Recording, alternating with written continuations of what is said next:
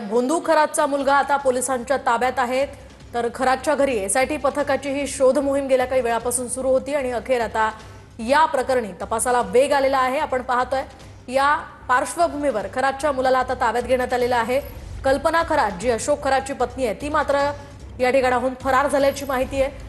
शिर्डीमध्ये तिच्यावरही गुन्हा दाखल झालेला आहे। इतर दोघांनाही अटक करण्यात आलेली आहे। तर दुसरीकडे आता खरातच्या मुलाला सुद्धा एसआयटीच्या पथकाने ताब्यात घेतलेलं आहे।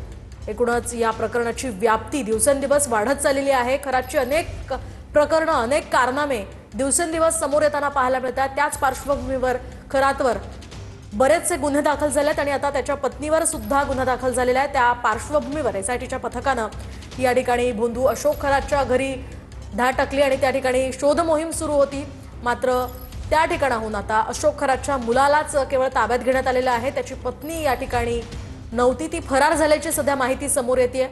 या पार्श्वभूमीवर आता अशोक खरातची पत्नी कल्पना खरातचा शोध घेतला जाईल। या प्रकरणामध्ये आता सध्याची महत्त्वाची माहिती म्हणजे अशोक खरातच्या मुलालाही पोलिसांनी ताब्यात घेतलेला आहे।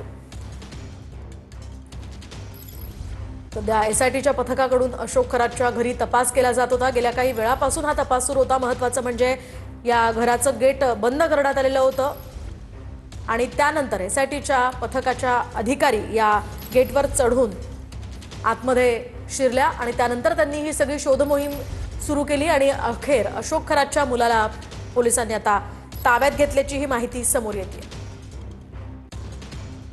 तर पोलीस आता अशोक खरातच्या मुलाला घेऊन निघालेले आहेत आणि त्यावेळची ही थेट दृश्य आपण पाहतोय।